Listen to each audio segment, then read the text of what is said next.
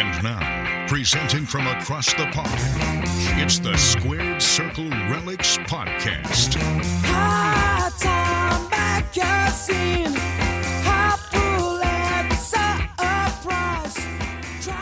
Hello and welcome along to episode 90 of the Squared Circle Relics Podcast. I'm your lead host this time. This is Colonel Chaos, and I'm joined as always by the President David Lloyd and CMC Chris McCarthy. Boys, how you doing this afternoon? You all right?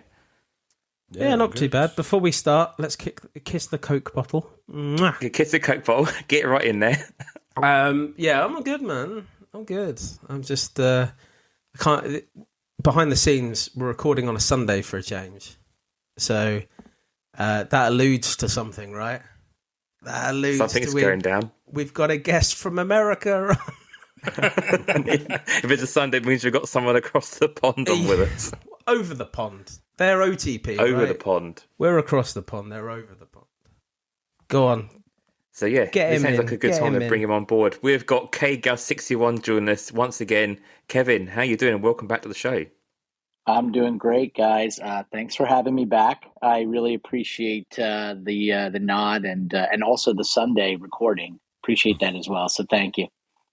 That's all right, no problem. So it benefits everyone as well because everyone gets to hear our dulcet tones at least a week early, which is all good as well. So, but it's great to have you on the show again, Kevin. Just before we get into the show this week as well, just want to do a big shout out to the CFP boys. It was their big 250th episode dropping last week. Some very kind words from them, all about us, really, which is quite nice to hear that from both. Both the guys, really. Danny and Johnny were kind of bigging us up quite nicely and talking about their history and us. So well, yeah, more Johnny than Danny, but never mind. But no, it's all good. It was all good. So well done to them for getting to their 250th episode.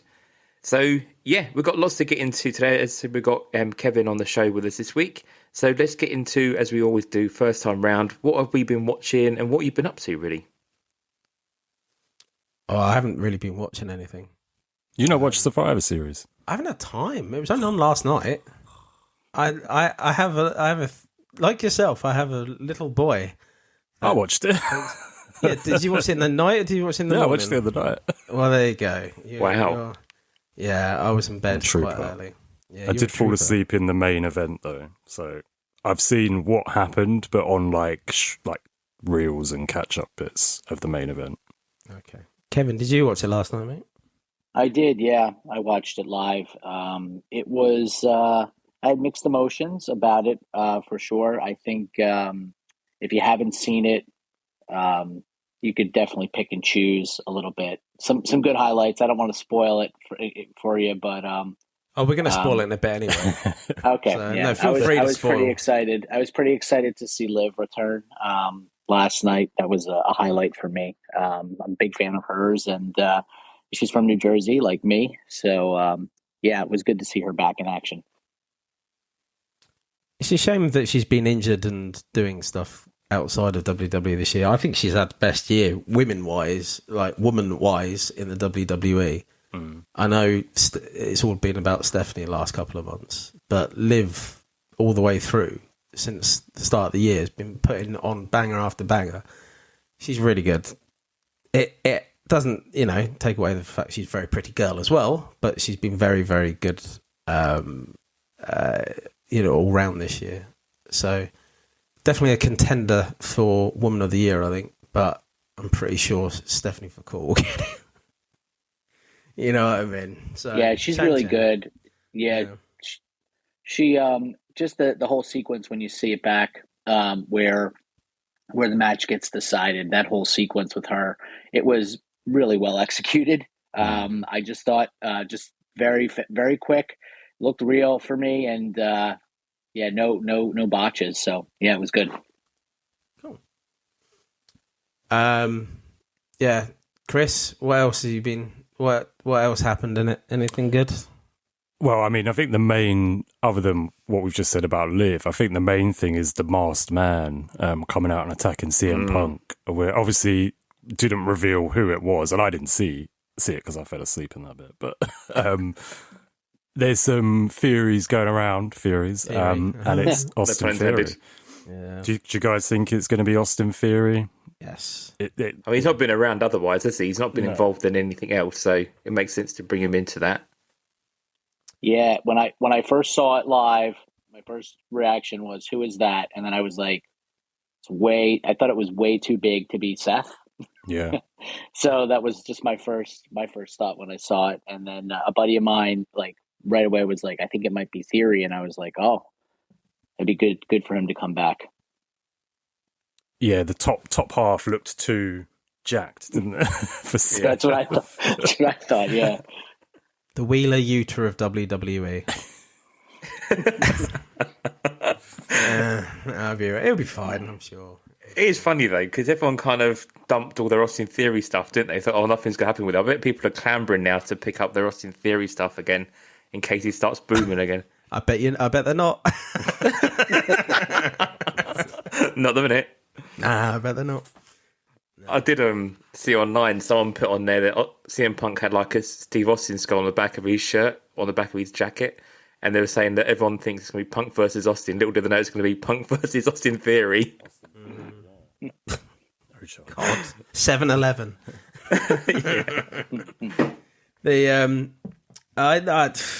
When it comes to Austin Theory, I'm just like, whatever. I do find it, like, put it into cards perspective though. It is quite funny because his rookie from Finest always sells really well, which I find really strange, considering the rest of his cards don't sell well at all, but his rookie does. So if you've got any Finest Austin Theory cards, they're probably the ones to maybe keep a hold of or sell now. I don't know. But anyway, yeah, I don't think, not massive surprises though, like results wise or anything. We'll get to that in a second. I didn't think it was like big surprises. I picked every single one right in my slam predictions. So it was a lot of that going round, mate. There's a lot of that going round. And Jamie, it ain't us.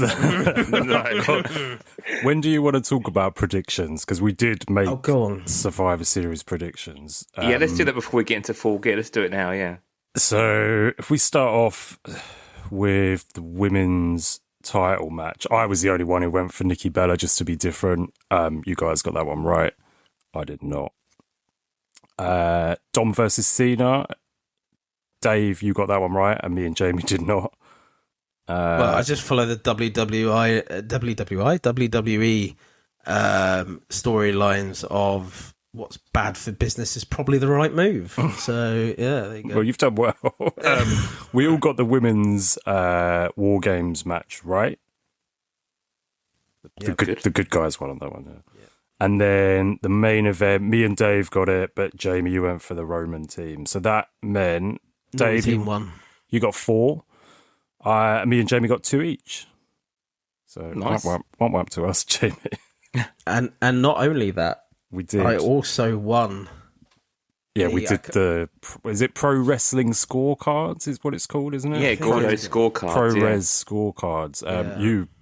Yeah, easily. What was the score in that? You beat us easily, didn't you? Yeah, I got 6-7. 6-7. Still don't get it, but yeah. I don't get that. I got 67. I think Jamie and Gordo got 53. And you got my favourite number, Chris, 37. That is correct, yeah. The thing is, though, I thought when I saw the score and I saw the predicted, like the biggest score you could get is 127. I thought, I've done really shit. And then I looked at our league and I went, oh, actually, I've done all right. And then I looked at everyone else's scores on other league scores and they were getting like near 100 or over 100. And I was like, oh, I've done really shit, but not as shit as everyone else. So that's fine.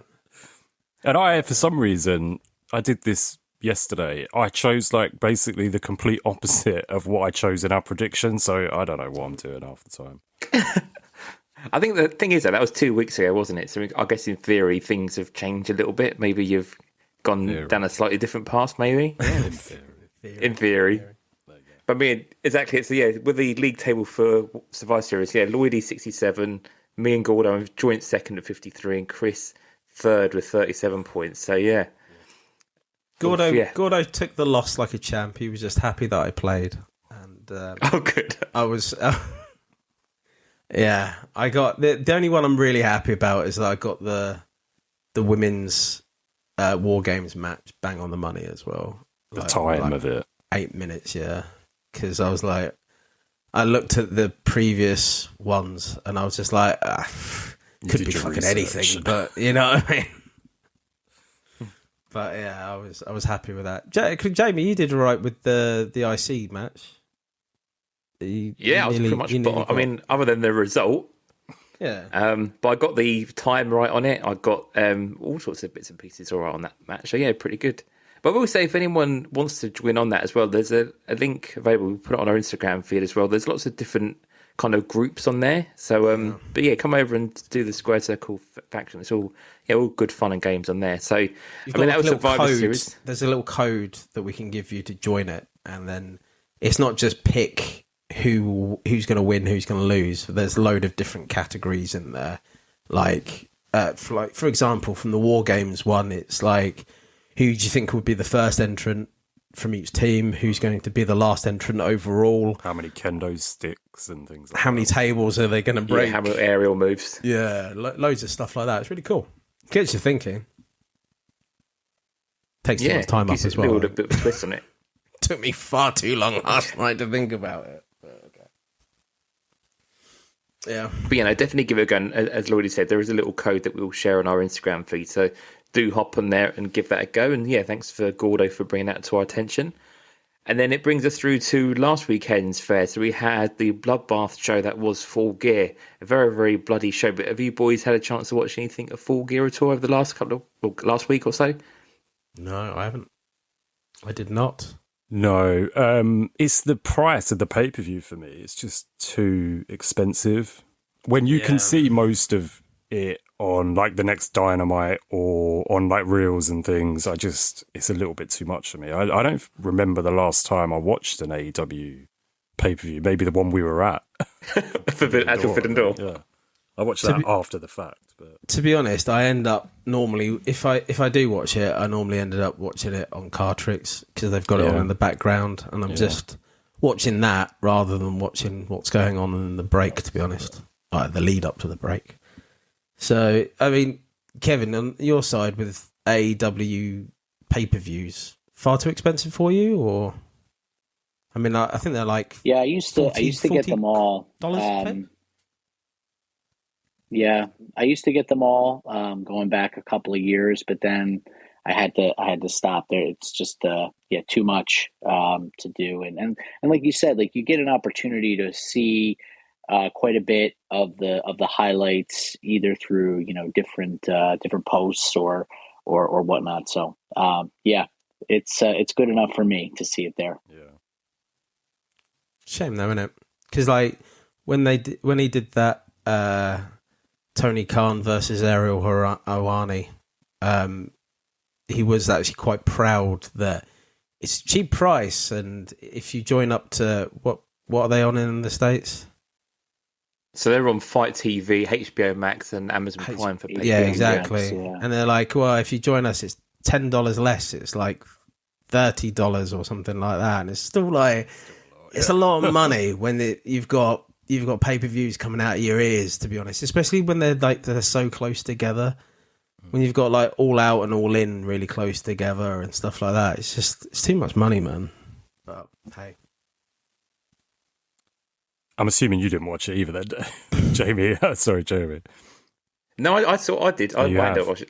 Yeah, I'm because we don't have any like Netflix or Disney Plus or anything. So really, my only fee that I pay per month is either the pay-per-view or like the Fight TV for Dynamite. So and your TV license. Oh, of course, and TV license. TV license. But I mean, other than that, like we don't have anything else. I guess it's different in the States. Obviously, you've got lots of different services. But yeah, that's the only thing I kind of pay for, really. But yeah, the pay-per-view was good. I enjoyed it. I watched it over the kind of week, really, rather than on the Sunday and kind of into the week. So yeah, pretty good show. I mean, a very bloody show. I mean, 3 of the last 4 matches were complete bloodbaths, which maybe a bit too much and kind of desensitizes a bit, really. But it was fine. It was a good pay-per-view. So yeah, I think it was a thumbs up in the air for me. So I really just don't like bloody. I know it's a thing of if you grew up in the Attitude Era and stuff like that. I didn't, but I'm not a massive fan of just like matches just full of blood and like likewise. you can have 1, maybe 2 matches like that on the card, but not like 4 or anything like that. It's just too much, man. Especially they had Blood and Guts like a week or so before, which was a great show. But so yeah, it just kind of meant that you didn't necessarily need all of the blood. Did you want to go through our predictions, or do you want me to just tell you the final scores? Just get the final scores. Final scores. So, Jamie, you got 2, and then me and Dave tied in first with 3 each. So not too bad then. Not too bad. We all got a couple right and a couple wrong. Yeah. We all got Hangman versus Samoa Joe wrong. Joe wrong. Really wrong. I mean, I don't think anyone kind of saw that coming, really. I don't get what the end goal is. That's the ultimate thing with that match. I mean, no matter what you think about Samoa Joe, I don't care what side of the fence you're on. Where do you take that business-wise? He's not a massive draw or sell across the world. He just isn't. I'd like to see the Ops all turn on him and get someone like Hook as champion. I think that would be a cool thing. But I really just don't care. That's the problem. That's the thing. Like, I just don't like. It doesn't excite me or anything like that. What, in my view, they should have done, kept the belt on Hangman to next year and drop it to Will at All In next year. That's the fairy tale. That's the fairy tale. Yeah. I mean, because Swerve as well. Swerve can't go for the belt until then either. So you brought Swerve back in for this, but you can't have him go up against Joe for the belt. So it seems very weird that you'd bring him against Joe now. But yeah, we'll see. I mean, we're not that far. Like it's like half a year until All In, right? I mean, you say that it's probably going to be what, August. It's August bank holiday, yeah. So we're 9 months away. You're saying you can't give Hangman 9 months more with the belt. I'm sure you could have done. You know what I mean? Like, I'm sure there was other people to him to go up against.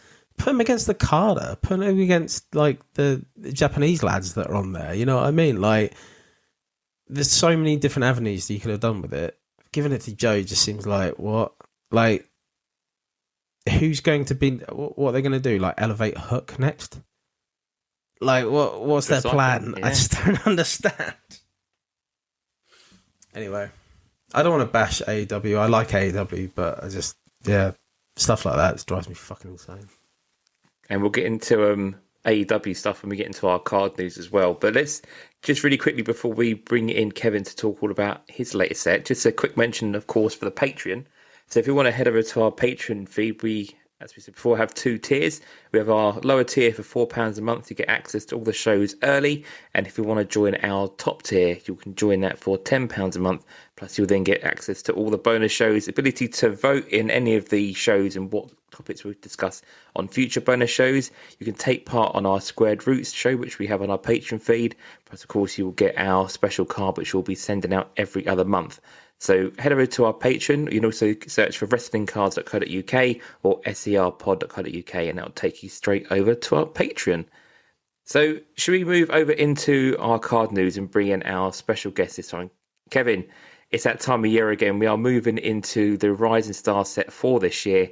Let's talk All In. Let's spend the next moments talking all about this new set. Yeah, great. Yeah.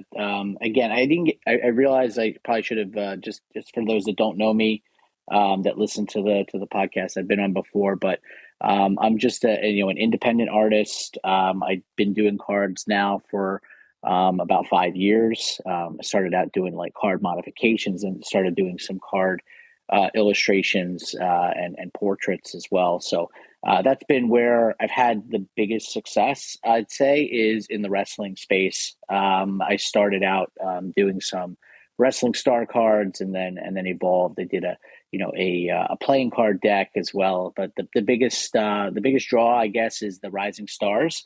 And I typically put that out in the last quarter of the year, and just launched it last week, the 2025 version. I talked about it a little bit last time when I was on the show. And I do want to correct an error that I made in that first conversation.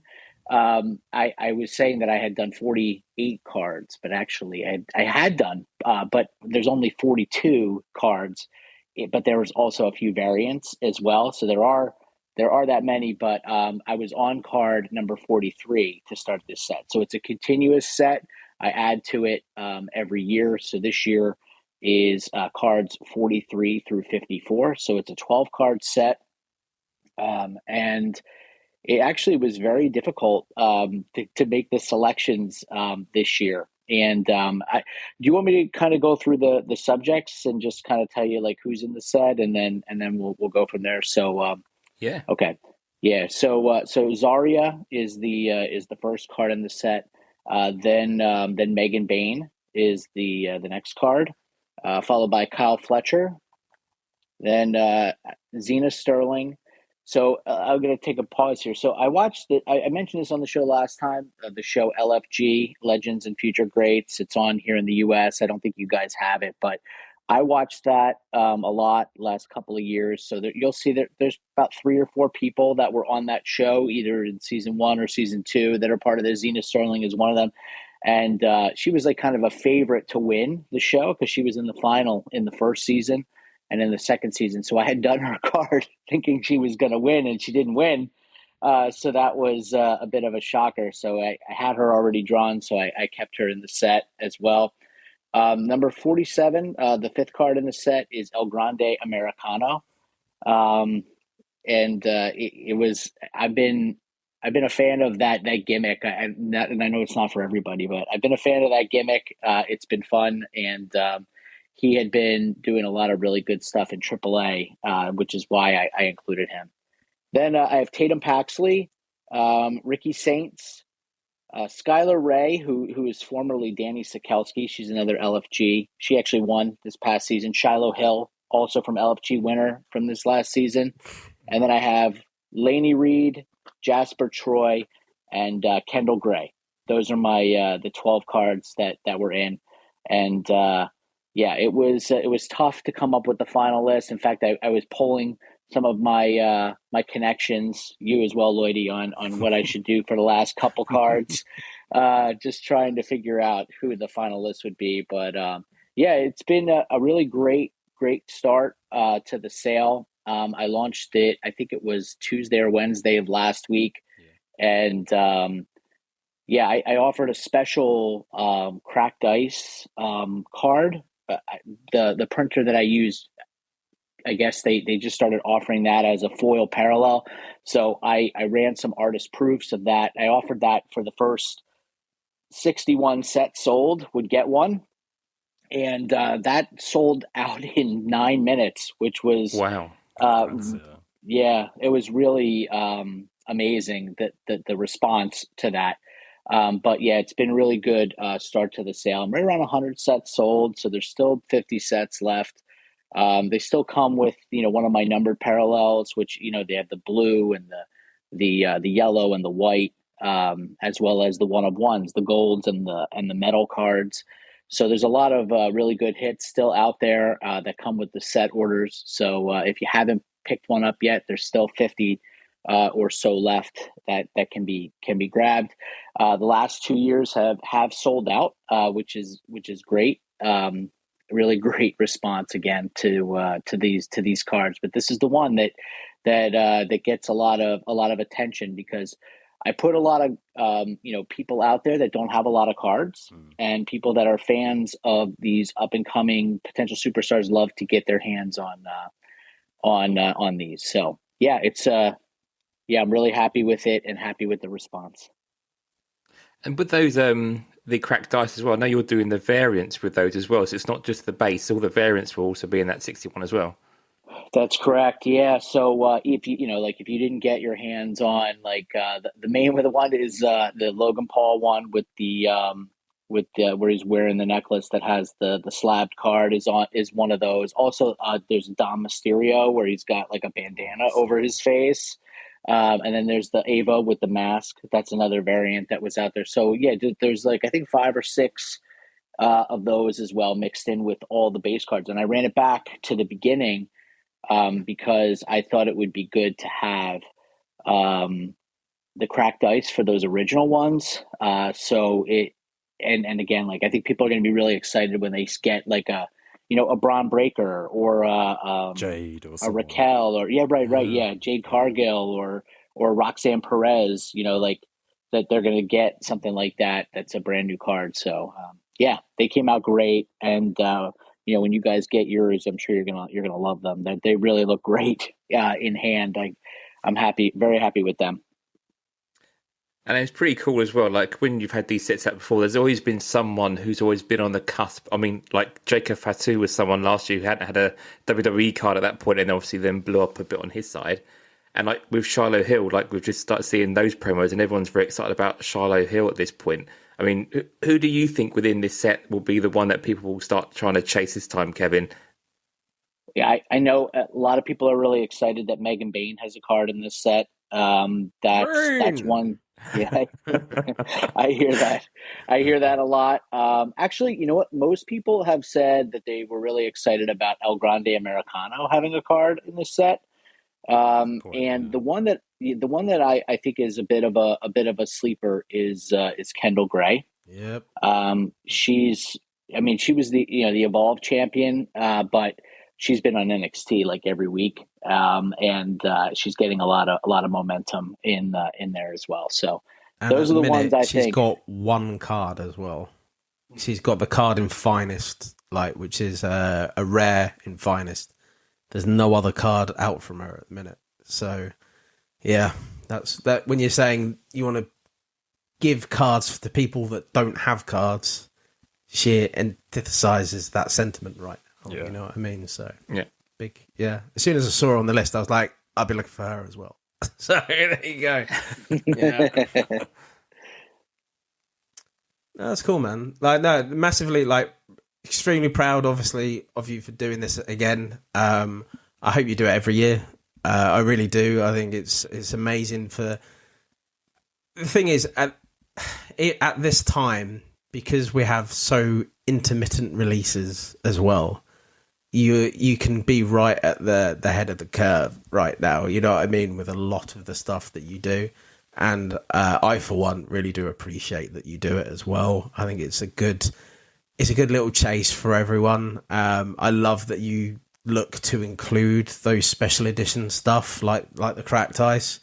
There's companies like Upper Deck that need to learn from that kind of thing as well. You know what I mean? Like those little, you don't expect it, but here's a chase that you want to chase. You know what I mean? If you get in here quick, you can get these chases. You know what I mean? And I'm always a big believer in a selling point outside an additional selling point to what is already a good product. You know what I mean? So it does it no harm at all. You know what I mean? So just really appreciate it, mate. And thank you very much. I hate that word, appreciate it.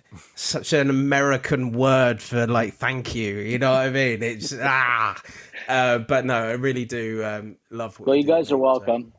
So, yeah, and thank you guys for supporting it. And I've said this before, for celebrating it on the show with a lot of the drafts and things that you do. I'm looking forward to seeing your reaction to the cards you got. I packed up your guys' cards as well as others. And it's completely, everything's done completely at random. And also, depending on when you buy and how many you buy, and you get things overlap, especially with these cracked ices too. So the way that everything kind of fell into place, I think you're going to be very pleased with the cards that you guys got. A lot of people got really great cards, and there's still, like I said, good cards to be had.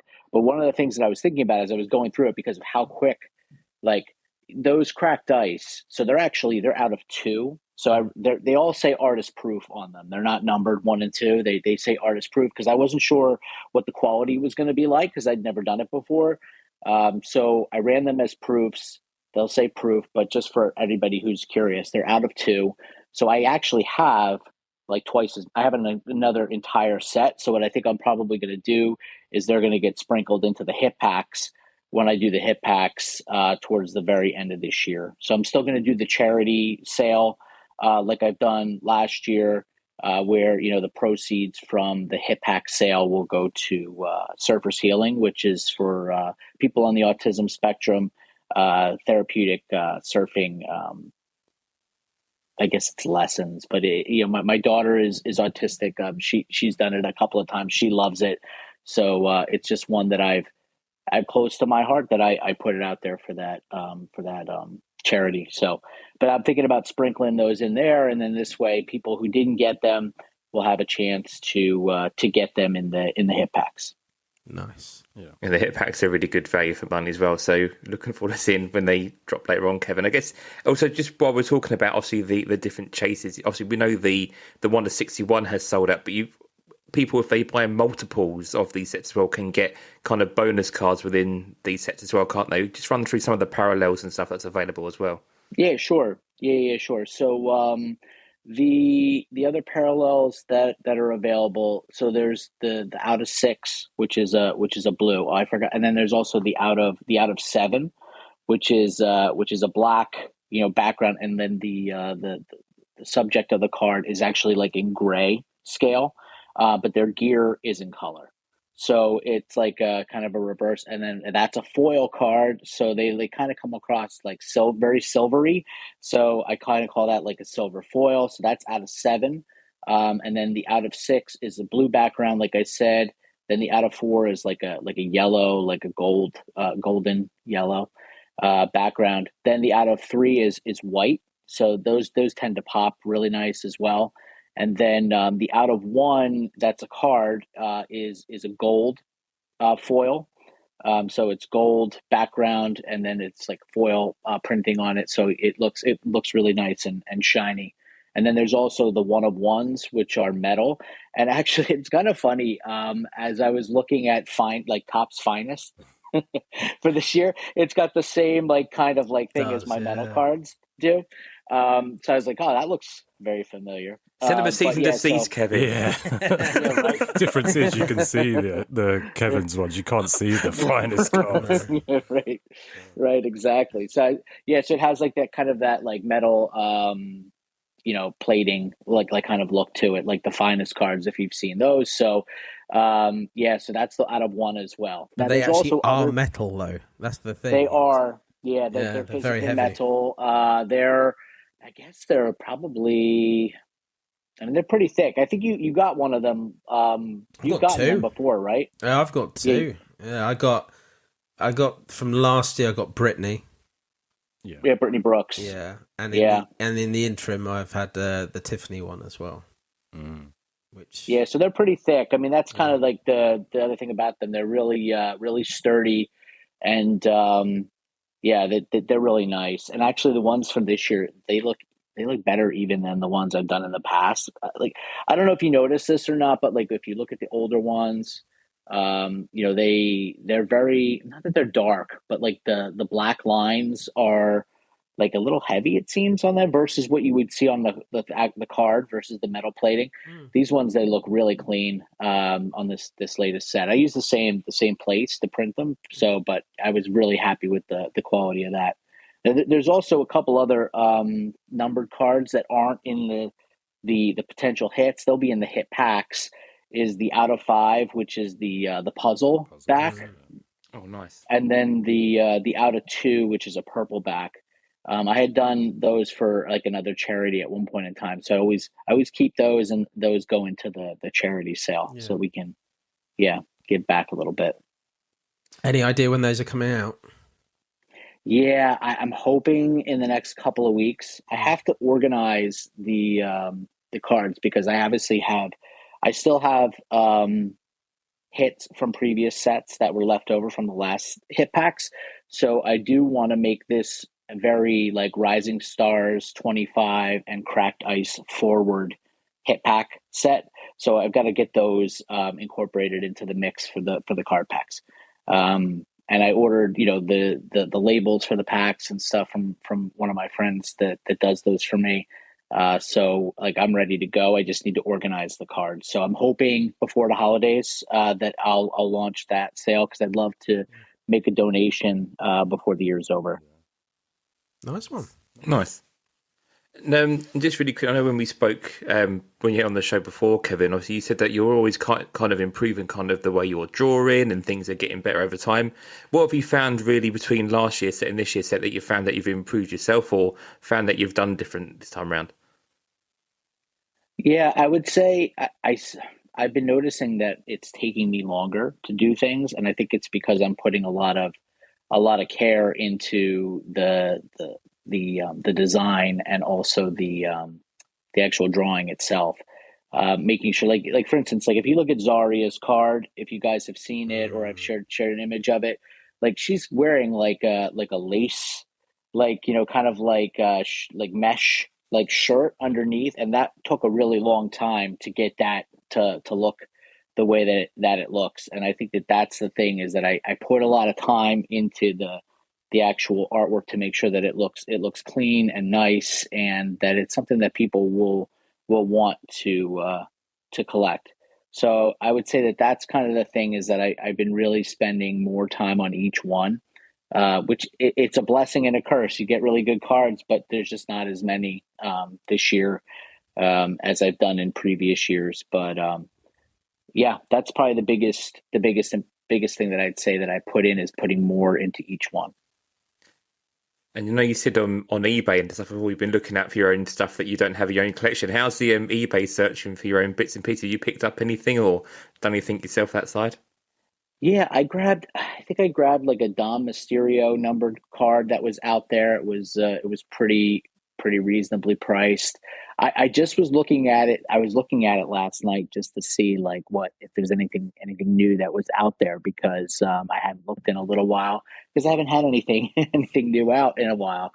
So I'll be checking it a lot closer as these sets start getting into people's hands, because I know that some people will be putting them out there for resale. But yeah, I haven't. I think that the Dom Mysterio was one that I got since the last time we talked.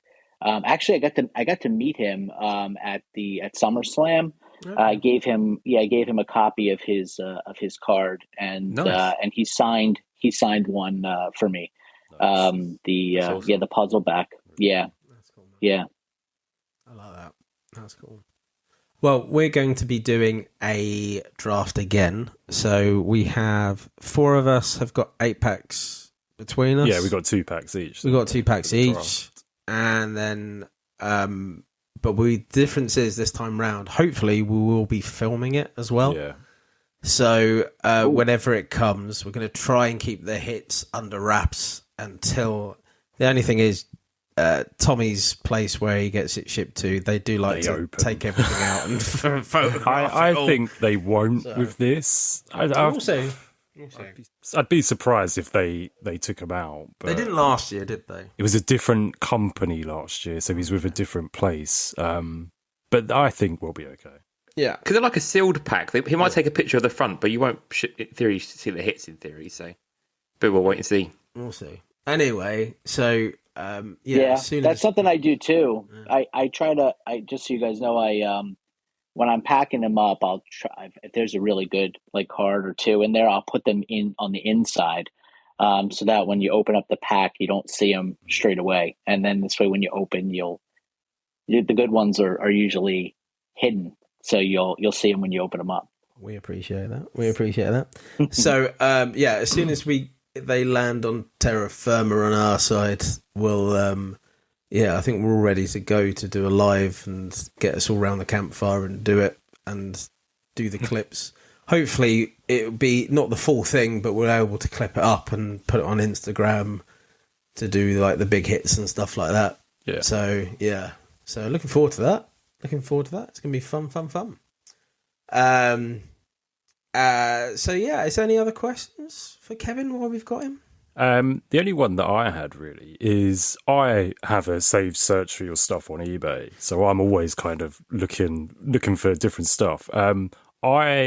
Anyone who's come in, so imagine if you've just come in at this set, is there a way of getting, other than on eBay, any of the older sets, or is it looking out on eBay basically?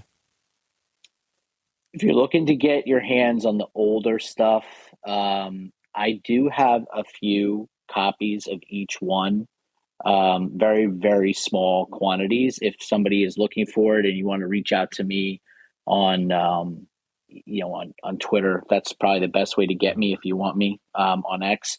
If you're trying, it's KGUST61 is my handle. I'm on Instagram too, but I'm not on there as much as I am on Twitter. So, that if you are looking for something like that vintage back to the beginning, very, very limited quantities. The thing is too, is that just to kind of give you guys, and I don't know if I mentioned this on here before, but the first year set, I had a lot of scrap cards. Yeah. Like I quality control is very important to me. So like, again, like if you find that, I've had people reach out to me and say, hey, this card has got a scratch on it or whatever. And I try my best to replace if there's something that gets through. But in series, that first year, there was a lot of scrap, specifically of the Braun Breaker card, which was the first card in the set. I'm not sure why, but there was a lot of cards that did not pass my quality inspection. And then the other one that had very poor quality in that set was Roxanne Perez.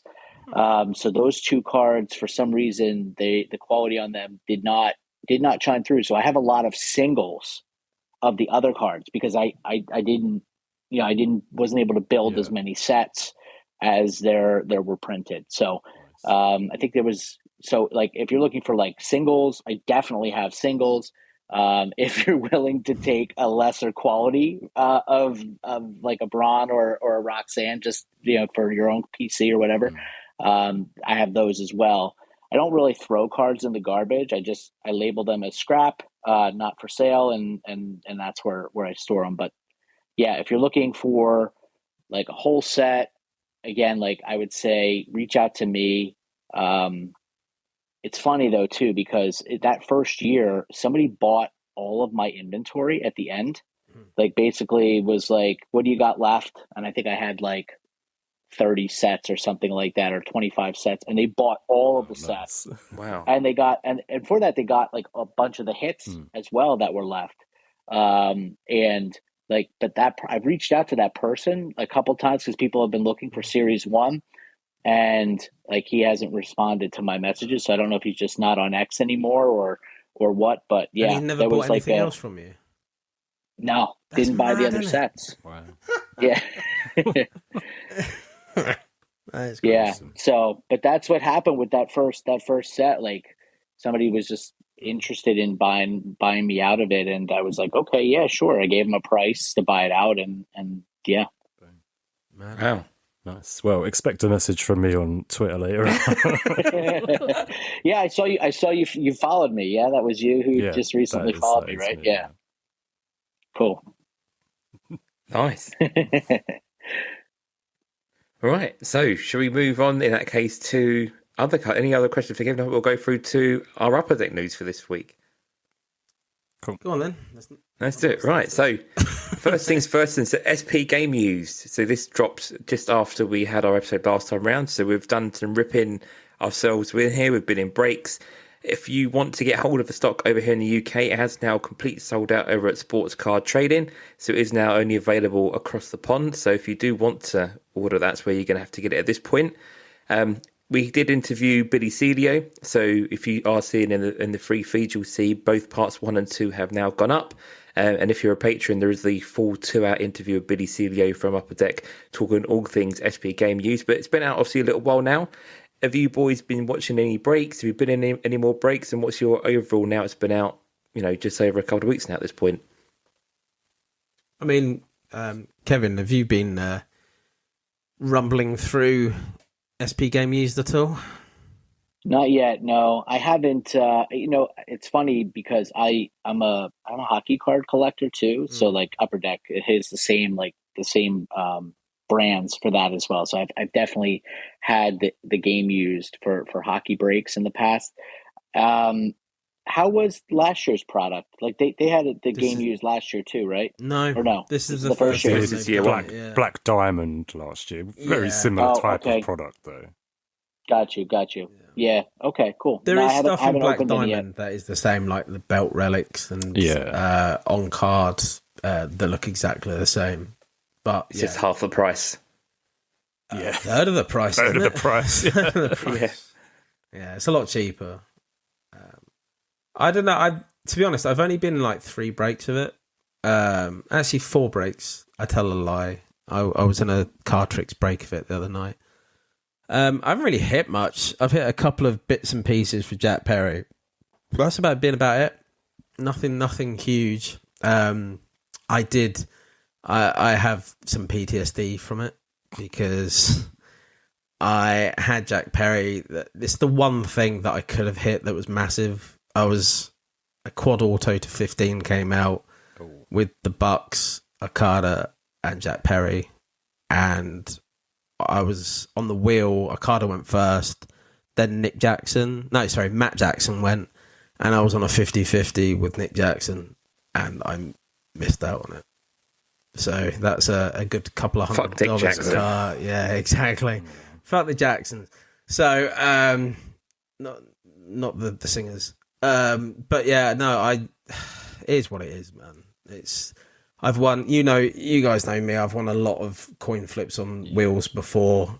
I knew I wasn't going to win it. I'd even called it. I said, I bet I'd rather be first off the wheel because then the heartbreak's gone. It's gone. And I said to myself, Okada's going to go out first. And when Okada went off, I was like, right, that means it's going to be a 50-50 with me, 100%. Went down to a 50-50. I'm like, there's no fucking chance I'm going to get this. And then, it didn't work out my way. I was like, I called it down to a T what was going to happen. I knew I didn't get my hopes up. My heart was racing, though, really, in the background. But I didn't have my hopes up I was going to win the fucking thing. But there's been some good hits that have come out. I do think, though, that the special stuff like the coffins, the chairs and the tables and stuff like that, you only really get like one or two of those a case. Yeah, they're really a lot rarer than I think people are giving credit for. I haven't seen it yet. I think that's a bit of a miss. Like I would want at least 3 or 4 of those per case. I know that it's built up by the fact that you're guaranteed an auto, not guaranteed a parallel per se, a special thing in there. But I don't think there's enough of those special hits in the cases. I know, don't get me wrong, you do get at least one double, triple, quad in a case generally. There is a case hit of one of the upper echelon guys in the cases as well. I've seen a lot of 1-on-1 in cases as well. So there's a lot to chase there. Yeah. But everyone wants that. Everyone wants the fucking fork, man. That's one thing, but everyone... And it's still live, mate.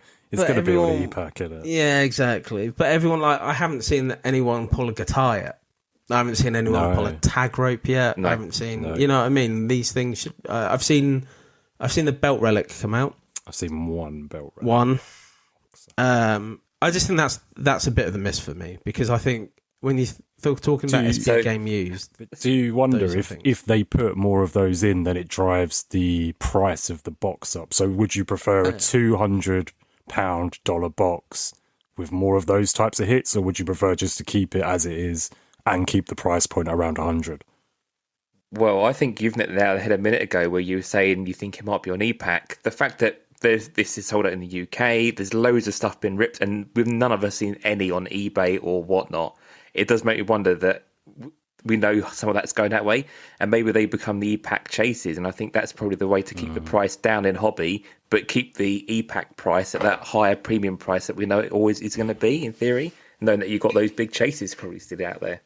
I don't know. I mean, I wouldn't go down that route personally, because that's, inflating or deflating. We're deflating in one side of the market and inflating the other side of the market. So I'd hope that wouldn't be the case. But, everyone's saying, oh, yeah, the fork's definitely on fucking E-Pack. You know what I mean? So I don't know. For me personally, it's the only thing that in my mind that I'm like, because it's SP game used and a lot of the game used stuff is the relics, I would want more relics per case than I'm seeing right now. Because 1, 2 a case, it's just, for me personally, when you've got 18 boxes in a case, I just think it's a bit too much of a... it's just too less, basically. So it's what it is. That's just my take on it. if you had to pay more, I like the price point, Chris. Don't get me wrong. I think the price point is really good for it. No one else is doing that price for sealed products with a guaranteed auto, and I don't think we'll see competitors like Topps doing that kind of thing. So for the price point and what you get, it's great. It's just I love those, guitars, tables, ladders, all that jazz. That's my kind of thing, really. Fair. Did any of you guys collect? I think it was in 2021. They had Topps did a fully loaded set. It was like one card per box, and it had some cases you just got an auto, but a lot of times it had Bear with me. relics. Bear with me. There. I'll go and find something. He's got to find his ladder relic. But I was just what I was thinking about it is that would you rather have something like that where you're paying a premium, let's say $50 a box, you get one card, but you're guaranteed to get something pretty cool like that, or do you want to get more cards? Just curious. I prefer the more cards. I just do too, as well for a bit of resale value. If you get 5 cards, for instance, and you can sell 4 of them and keep one of them and make a little sort of chunk of change back, then that's always a bonus for me. But not everyone thinks like me. Some people would prefer just a one better hit sort of thing, as Davis. The first big hit I ever got in the hobby was 2020 fully loaded, and I have it in my hand because I always keep it close. It's always in my drawer next to my bed. Under your pillow. It is, and this is the Carly Caruso Kiss card to 25. Oh wow! Yeah. When I pulled that, I was like, "Oh my god, the hobby loves me." And so that was the first big card, and I've always kept it. It's pretty cool, isn't it? Sadly, Carly Caruso's not around anymore, but I was asking, but I think you maybe had your headphones off, but I was asking, would you rather have something like that where you get like a really cool card, one card at that price point, or do you like to get a multitude of cards along with a potential hit? Seth Rollins on the mat to 50 signed. Of course, this kind of stuff I'd love. I'm a minimalist, if you know me. Less cards, the better. Yeah. We're very much opposite. As you can see from our backgrounds, Dave's is just a white wall, and mine is chaos. Yeah. I mean, fully loaded. I mean, for my War Games PC, that fully loaded set is always going to have a soft spot for me. Just being able to go through and pick all of those to 99s up. So, yeah, I don't know. I do prefer having more cards. I enjoy having a bit more in my box.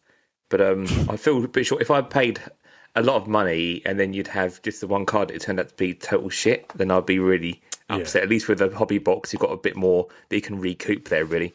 Yeah, when I stopped getting these, this is the last fully loaded I got. That's the reason why. Because, I got the Johnny Gargano That's on a pretty black cool, mat. though, man. Yeah, but it's to 199, and when the boxes were, remember? They were about 100. They were about 100 back in the day. Now, yeah. And when you got it, I was just like, I stopped now.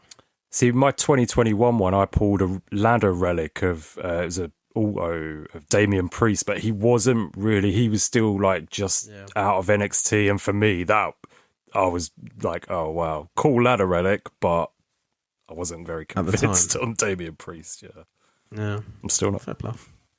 So fully loaded gets no love on the secondary market either. You can get those fully loaded cards so cheap now. Yeah. Well, especially the second year, the 2021 ones were the very Masonic and lots of triangles on there. What year was Vince in there? Vince was in 2020, wasn't he? Yeah. 2020, yeah. So it was another chase for people, I suppose. Yeah, that was because you had microphone relics, which are really hard to come by. And turnbuckles too, as well. Yeah. Turnbuckles weren't too bad. Then in the first year, the second year they weren't. They were just they had colour on them as well. I've got a Big E with colour on the turnbuckle, which is pretty cool. But But yeah, I prefer the 2021s. They just look nicer and they're nicer cards, to be honest. The SP game used, I liked it. Yeah, I've really liked it so far. I've got another box on the way too. Kevin, that was your fault. We went off on that massive fucking tangent. Sorry. Welcome to the Sorry, podcast. guys. This is what we do. Tangents. I've opened 4 boxes so far. I've got another 2 to open. I'm opening one tomorrow on the 1st of December for my first day of advent calendar, because I'm doing the wrestling card advent calendar again. Yeah, okay. And then I've got one for Christmas Day. So that should be hopefully a 1 of 1 in there on Christmas Day. Would be a nice, that'd be nice present for me. Or a quad. Nice quad, yeah. But yeah, I've really liked it so far. Obviously, it helps if you can open a few boxes at a time, because then it kind of lessens the blow if you get a shit box, basically. Yeah.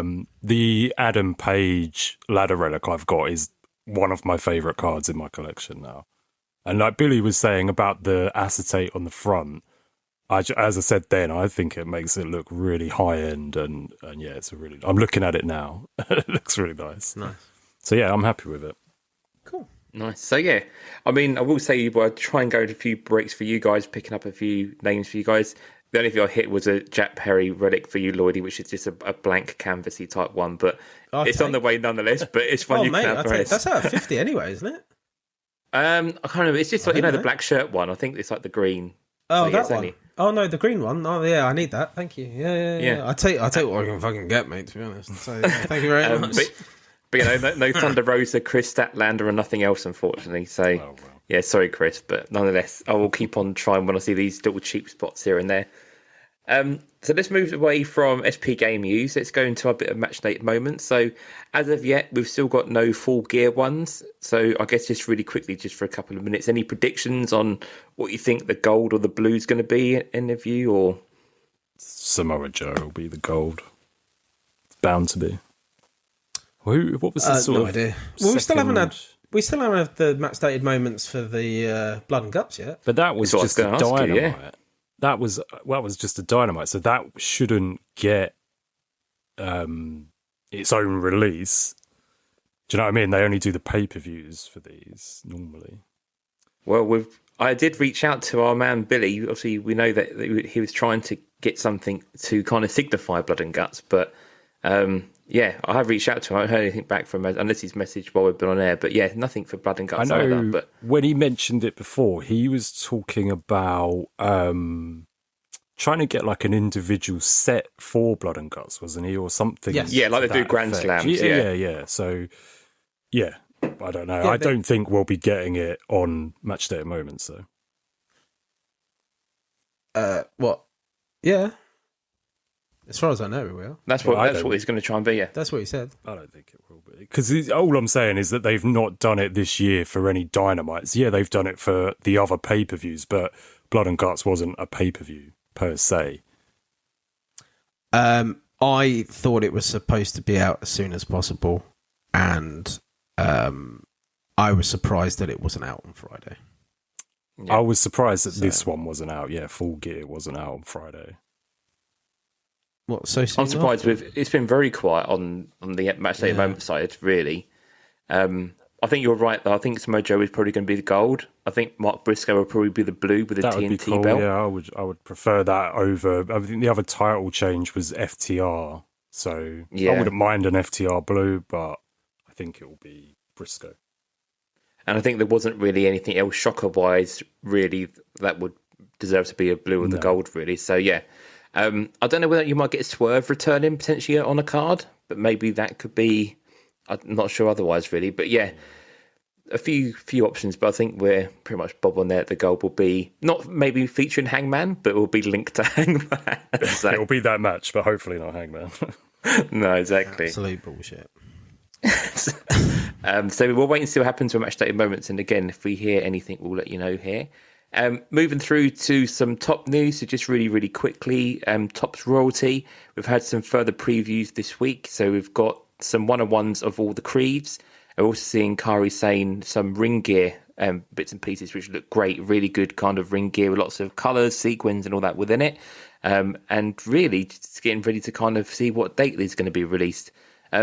are you boys looking forward to seeing when the chit list lands? And is there any kind of gear that you're looking forward to maybe seeing within this royalty set? I mean, it's way out. So, I mean, we're going to get Universe first, which will hopefully land in the next couple of weeks. Then we'll get Exalted out at the start of next year / middle of...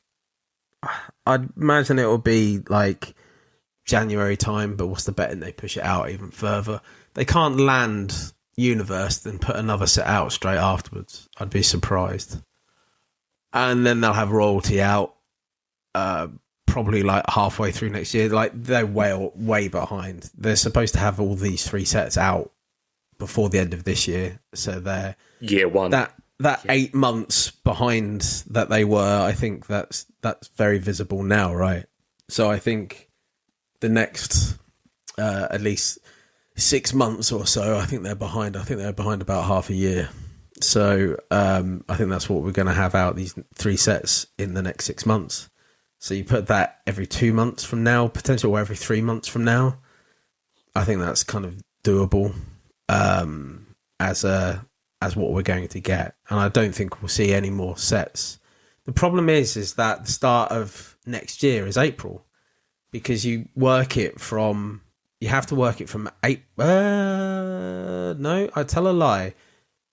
You have to work it from January, because January is when they had Topps Chrome out, right? It was Chrome.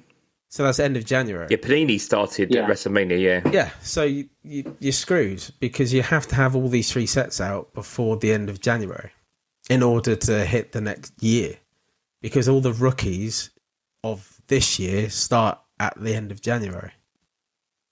So you have no Chrome. Yeah, or you're going to have overlap. So theoretically speaking, you have to have these sets out or change the sets in order to accommodate rookies into it from the next year. Yeah. So they've basically fucked themselves. Oh, amazing.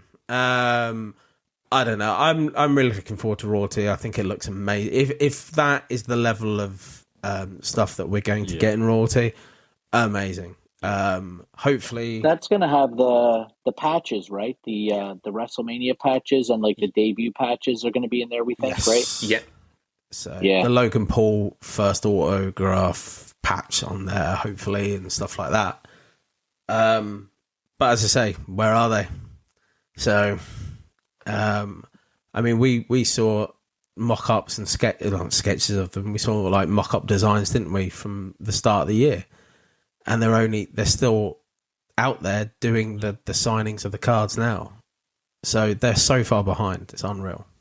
But whatever. And also, Topps aren't going to have that many opportunities now to get these signed, because the big next paper everyone's going to be there is in Saudi. Then you get Mania, which is going to be then too late, really. So they're getting quite close to try and get these autos in place. But yeah, we'll see. I'm looking forward, like I said, some of these patches, the debut patches, would be really cool. But when we see them, we will see what happens. As Lloyd has mentioned there, Exalted and also Universe, still no news from last time.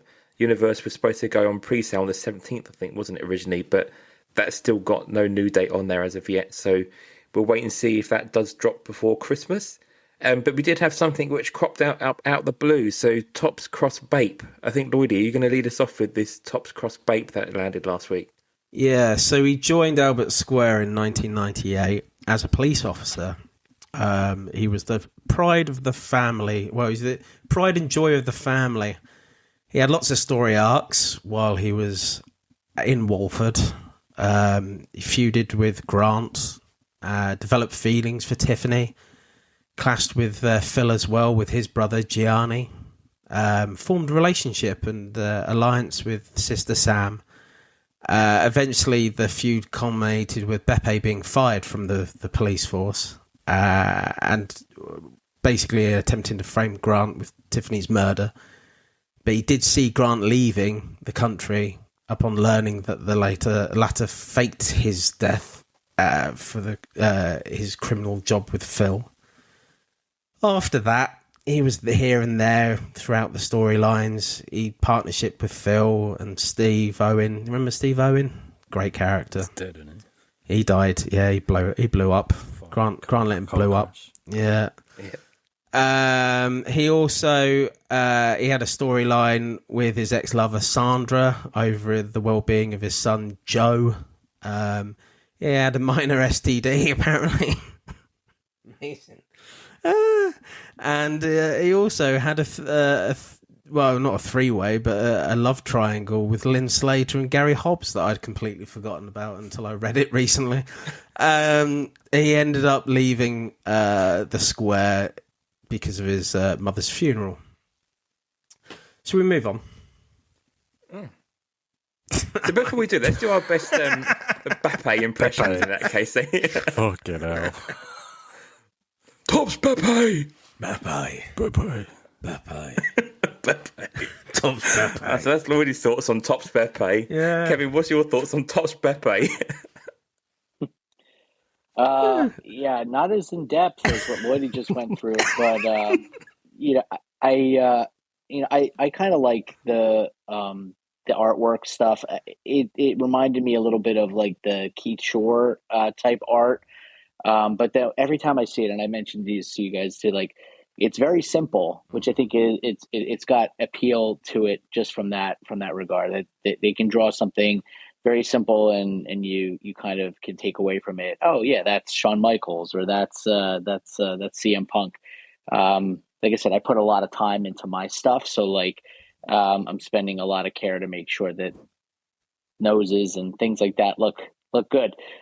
So that I mean, that's my thing. Is it's simple, but I could see that it's collectible. People will probably really, if you're like an Undertaker collector, you're probably going to want to have those cards because it's just a very unique design. We don't know if we'll get it again, so I think it'll be collectible for sure.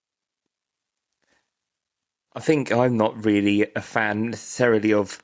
I like the design of like the actual normal picture cards. I don't know if I quite like the artwork of the Bape ones. It reminds me a bit of Habbo Hotel, that kind of stuff, really. Yeah. But yeah, I mean, like, as Kevin said, I think there's definitely a collector's market out there. And I know WWE doing a lot with them. But I think I'm a fan more of the actual real images with a bit of colour and that kind of heritage kind of design.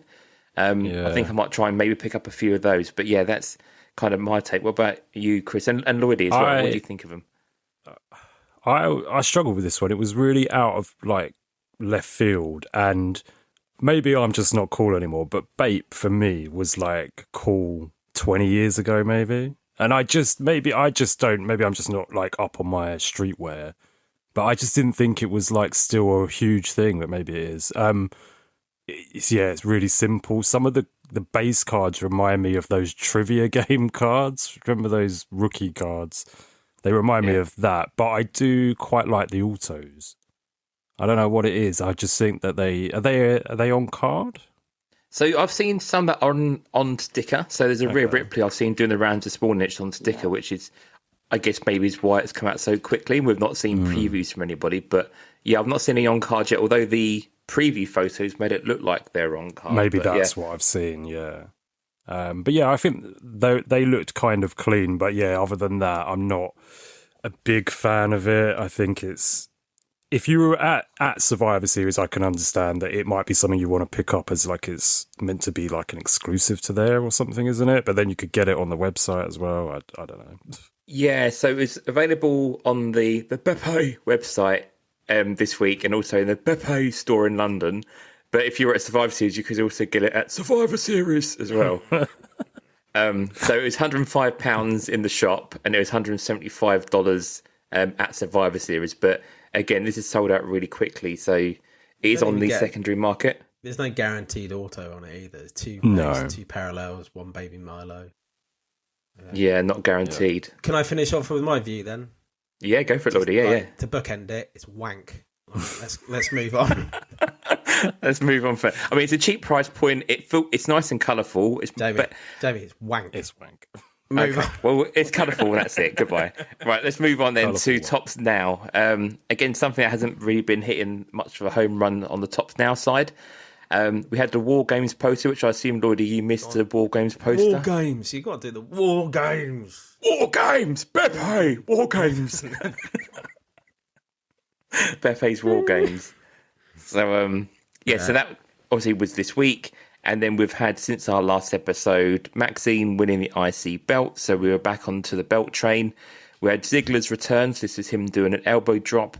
An image of Cena's last Raw. And then the final one, it's the 15 knuckle shuffle of Sheamus, Ray and Cena from that same Raw as well. So not great images. I imagine people might want to pick up the Cenas. But did any of you guys pick up any of these the last couple of weeks? I just don't see... There's like, I know, Chris, you've gone in for a lot of these to try and hopefully get the parallels and stuff like that. And that's not worked. Some you have got a couple, haven't you? I think I've got one. You've got one.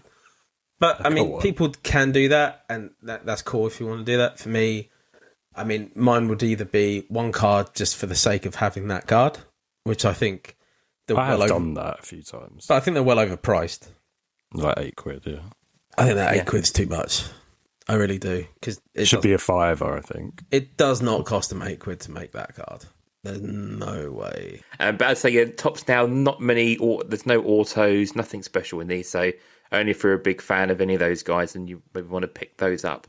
But boys, we've been going for about an hour or so at this point. Are you getting a bit thirsty? I think it's time for our coffee break. That's it. You kiss that beer bottle, Lloydie.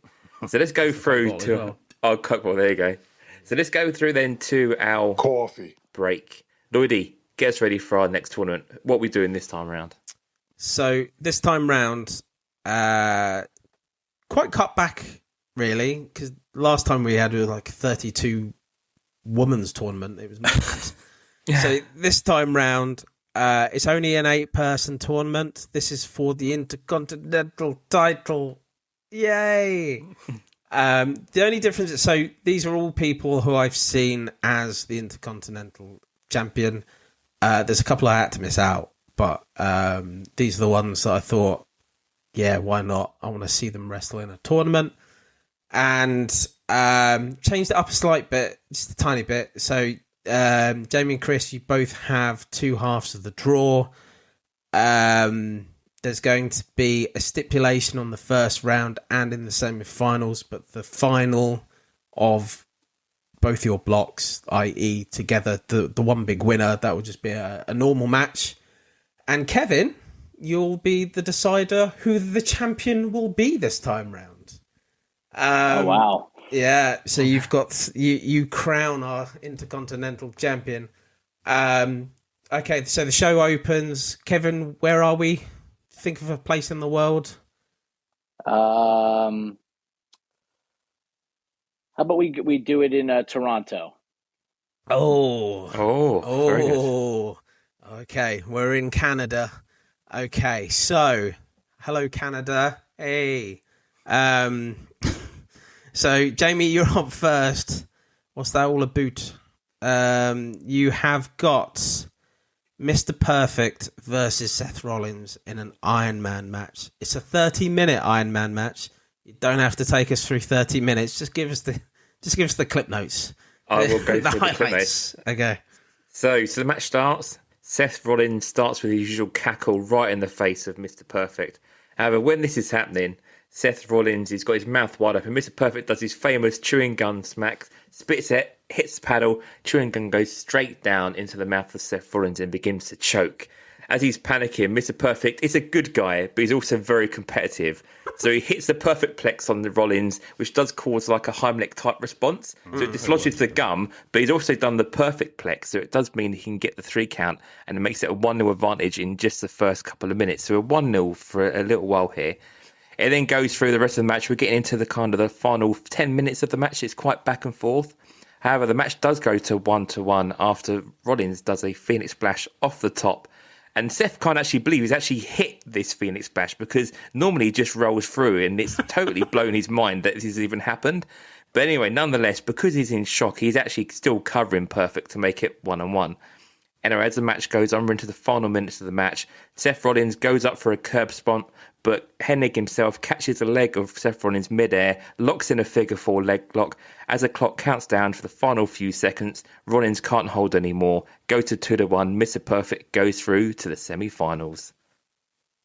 That is probably the biggest travesty we'll ever hear in my life, but okay.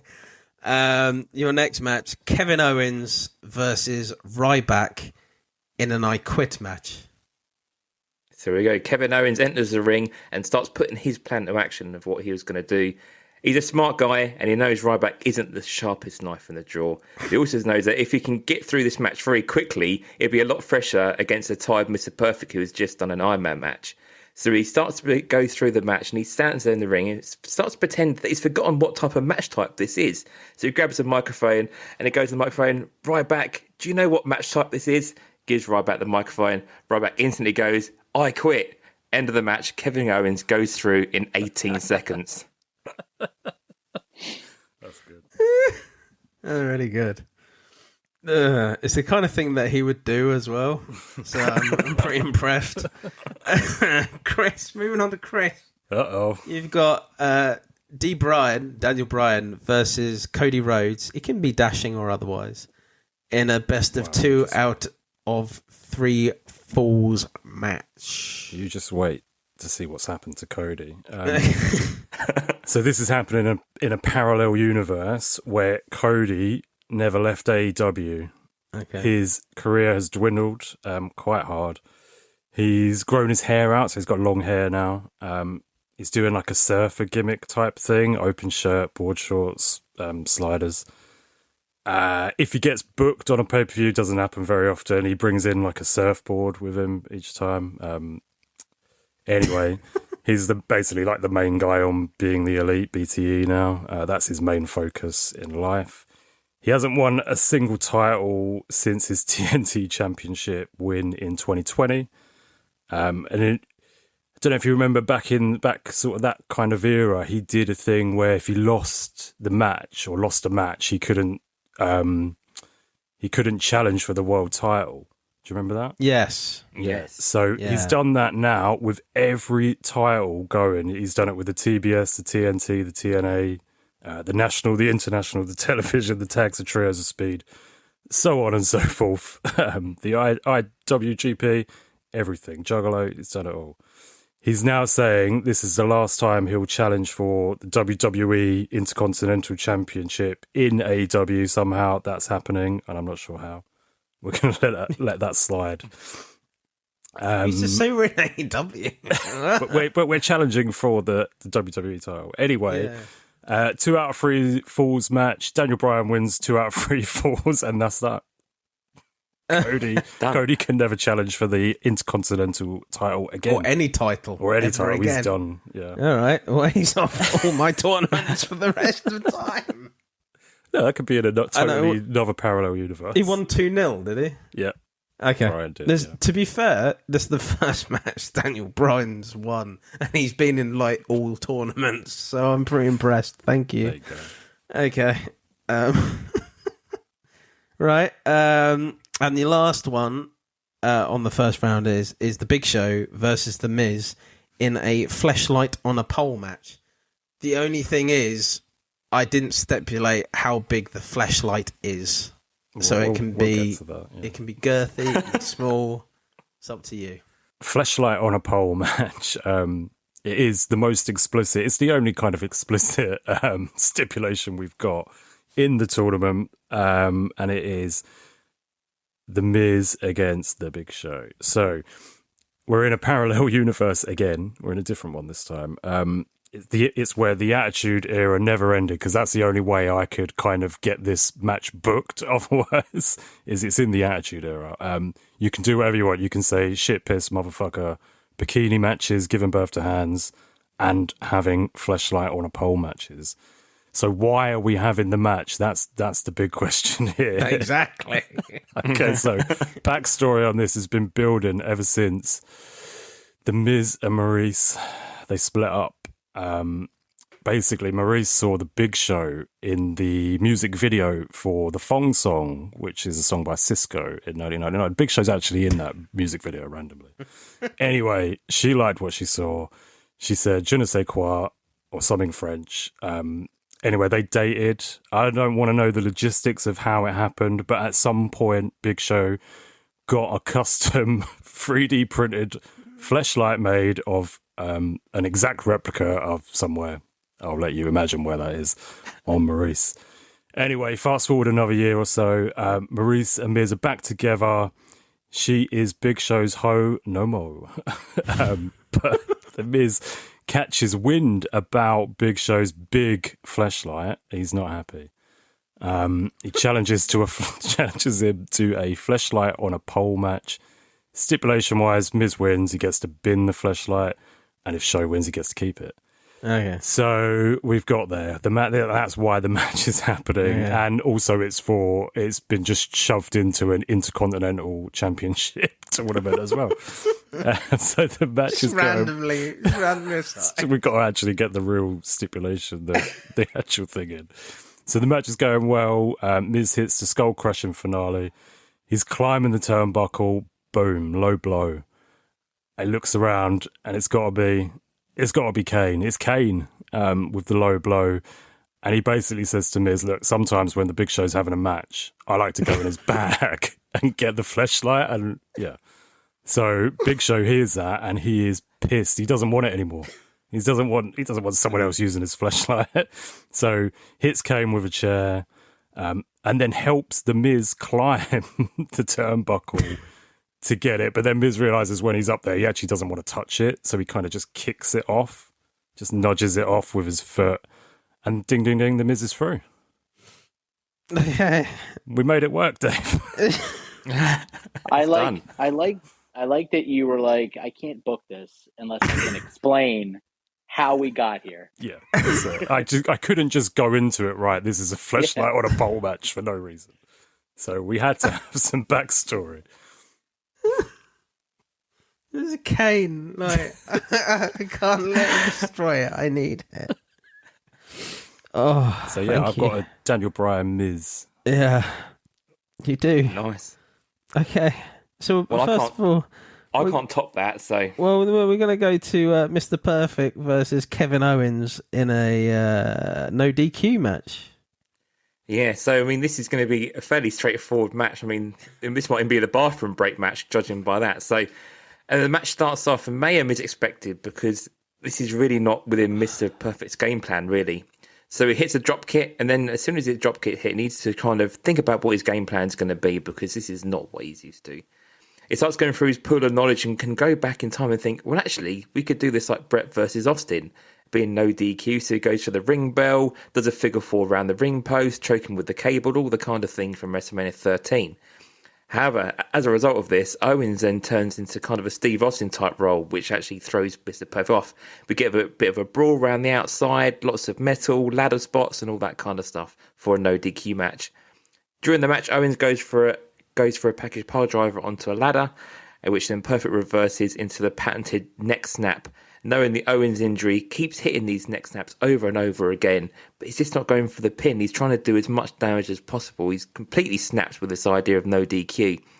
Anyway, all of a sudden, El Generico enters and makes his WWE debut, comes running down to the ring, goes straight after Perfect, hits the running kick, top rope brainbuster, and then places Owen over the prone Perfect, laying on the floor. Unbelievably, Kevin Owens goes through to the final of the IC title belt, and we have a WrestleMania 20 moment of Owens and Generico hugging in the ring ahead of the final. That is completely unbelievable, because Kevin Owens hated El Generico, but I'll give you to it. Okay, Chris. So you got Daniel Bryan versus The Miz in a semi-final Punjabi prison match. Yeah, I mean, I did have to have a quick remind myself of like what a Punjabi, well, not necessarily the rules, but like what it was like, because there's like two different stages of the cage, isn't there? And the only way to win is to escape the cage. That is one of the rules. So this is the Talking Smack feud of all time. And we do, for that reason, we have a special guest referee for this one. And it's the host, the best host of Talking Smack, in my opinion, which was Renee Young. So Renee Young is the special guest referee. Lots of vignettes beforehand on this one. So Miz is training, like, remember when Bret Hart was training? I think it was like WrestleMania 12, maybe. He's doing the running and stuff like that. So he's watching episodes. He's watching that same episode of Talking Smack where he lost it, and he's just getting more and more pumped. So he's his secret weapon is none other than the Great Khali. So the Great Khali is going to walk him to the ring. Okay. So Daniel Bryan, remember from the first match, he's actually in AEW. He's here on a favor. So he comes to the ring with a reformed BCC. So he's got with him Mox, Claudio Marina, and Wheeler Yuta. Oh, so yeah. But Khali, he doesn't like this, so he says no. And as they make their entrance, judo chops each one of them. They're down, they're out. He throws Daniel Bryan in the cage, follows him in, throwing him around a little bit, ragdolling him, and then the Miz is already escaped the first cage, so he's already up. But then the newest member of the BCC is announced, and it's Renee Young. She low blows. There's lots of low blows in mine. She low blows the Great Khali. And Bryan manages to catch up to Miz. They're at the top of the final part of the cage. Miz remembers he's got a secret weapon, and it's the Big Show's fleshlight. So he throws the Big Show's fleshlight at Daniel Bryan. Major distraction. Daniel Bryan's totally grossed out by the fleshlight. Skull crushing finale onto a spike. Miz hops down, and he's into the final. And Daniel Bryan's dead. Jesus. You've banned Cody Rhodes from any other ones, and you've just killed Daniel Bryan. Outright. Yeah, outright. Okay. All right, fair enough. Jeez, And you've kidnapped Jordan Grace. She's gone. She's well gone. We keep losing people. Kevin, please. We've got Kevin Owens versus The Miz. Who would have thought it? For the IC title. Who have you got the winner, bud? Wow. Yeah, I didn't get a preview of this, so I wasn't sure how this was going to go. It was very exciting. Really good storyline there. Actually, the only thing I thought Kane was going to come back in that last one. It's that he was going to be the newest member. So let me see. Kevin Owens and The Miz in the final. I'm going to have to put through Kevin Owens, I think. I'm a big fan of his, and I think he pulls it out here. And I like The Miz too. I'll be honest, a fan of his too. But I'm going to put KO through. He's just a little too intense and tough to be denied. And it's in Canada as well. So yeah, exactly. Oh yeah, exactly. Yeah. There you go. Hometown. Yeah, no, I like that. Well done, lads. Very funny. Yeah. I don't know what's going to be the next one. We'll obviously do the AI on the next show. See what AI makes of the fleshlight on a pole match. It's not going to be. It's not going to be AI though. It's going to be done through. Next? It's going to be Fire Pro Wrestling. Going to do it CPU versus CPU because there's no real AI that we've. But how are you going to do a fleshlight on the pole match? Well, I'll get AI to maybe add that bit, but I'll just CPU it. Cool. Massive one. Okay. Yeah, that's it. That's it from the coffee. Yes. For Lloydie, you got to start thinking what you're going to do for the Christmas special. Yeah. Ooh. But we'll see. Oh, God. Right. Yeah. Now we've moved away from the madness. Should we go back to our card world? We'll go into our purchases, razzes, breaks, and misses, and all that usual bits and pieces. Kevin, as you're our guest, have you got any purchases you want to kick us off this week? Yeah, sure. I'll just tell you a little bit about what I've been buying. It's not wrestling because there hasn't been as much product that's been out. So I've been buying some art cards through eBay. There's a card art. He's kind of like one of the best out there. He does mostly baseball cards, but he has hockey as well. So I've got a few of his cards up in my basement, hockey ones. I've been trying to find the newest series. I've got 5 out of the 8 cards that he has in the series. He basically releases them like maybe like one a week or something like that, and you got to get it, and then you have to win it. It's pretty competitive too. But I've been buying the hockey Icers series of his. It's artist. It's Helmar Cards is the name of the artist. Just in case anybody's ever interested in that. So I've been buying those hockey ones, and I also bought a few of his baseball. I never had bought those before, but those are ones that that I picked up recently on eBay. I like the Philadelphia sports teams, so it was the Philadelphia Phillies cards I've been buying on there too. So that's what I've been out there trying to get my hands on. Nice. Cool. So it's my go next, isn't it? Yeah. So really, I think like the biggest ones that I've been like doing aren't actually wrestling as well. So I did pick up. What? I'm just thinking mine's exactly the same. Okay. Do you know who Indira Varma is? I don't know if I've said her name right, but I picked up the Bride Auto from Creature Commandos. Oh, well, that's cool. That's out of 100.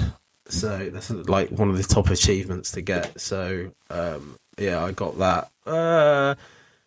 Wrestling card wise, I picked up some steals. I picked up our new IC champion on a Galactic Vortex for like £7. Jeez, nice. That's cheap, isn't it? It's like a case hit, isn't it? Yeah, it's case hit, yeah. But you'd never see, very rarely do you see the inserts on the case hits. No, I don't think I've ever I see the tag teams occasionally, but like Vortex ones, yeah, I'll take that all day. I got a Tamatonga out of 41 on the Cactus for £4. Damn. That's crazy, isn't it? I got a Intimidators Great Carly, friend of the channel.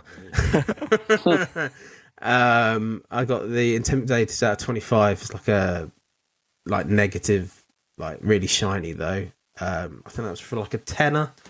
Cheap, man, isn't it? Yeah, it's really good. Couple of football cards. I got a Dougie Louise out of 5 from one of the prisons for like £12 the other day. That's a lovely card. Nice. Shiny. And I got an Alvarez out of 52, which is like a Topps Parallel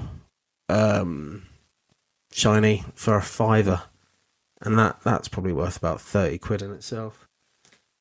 Nothing much else really.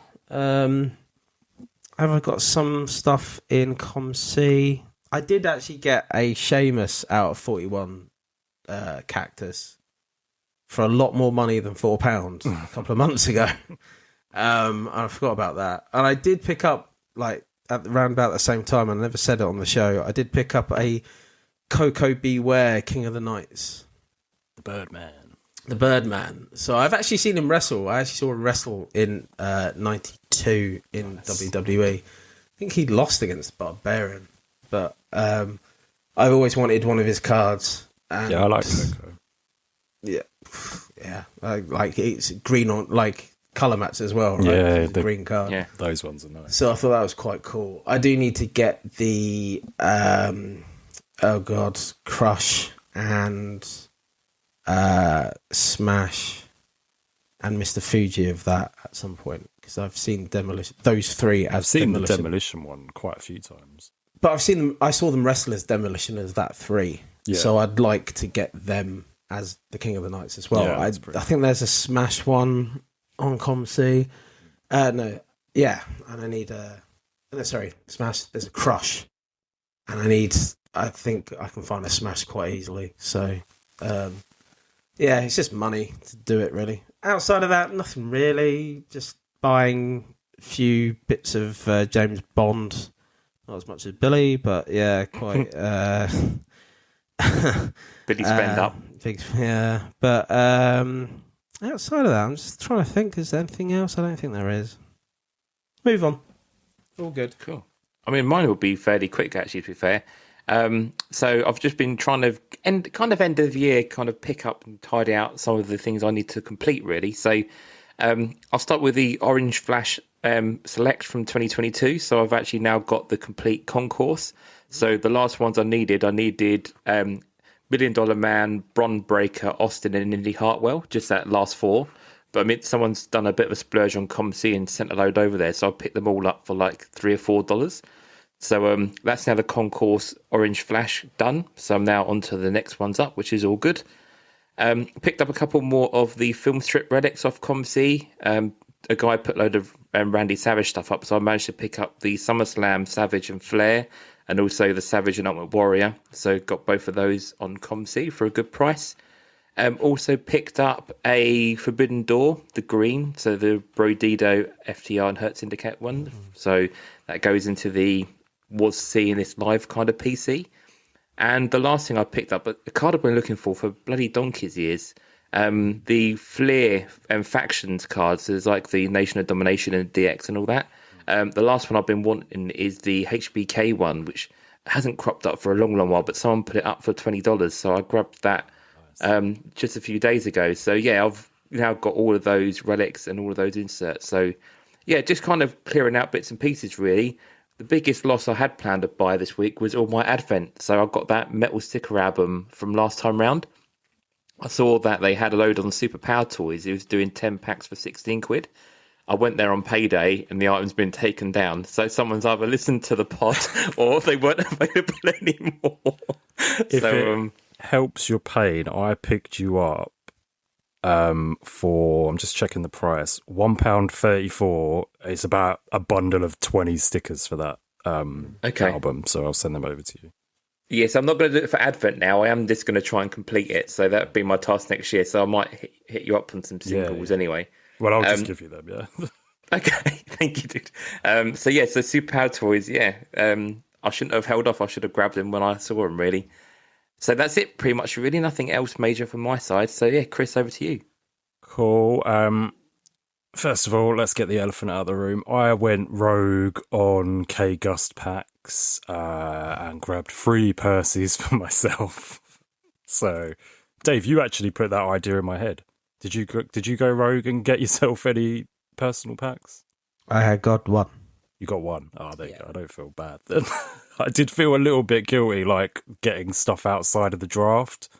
Why? But I don't know. I just felt like I should probably get it with the draft. It's like doing a break, though, isn't it? It's like buying a Percy in a break. So, and I'll probably open them on YouTube anyway. So that would be cool. Channel. Yeah. Did a deal with one of the listeners of the podcast, Scott, SM Cards on Instagram.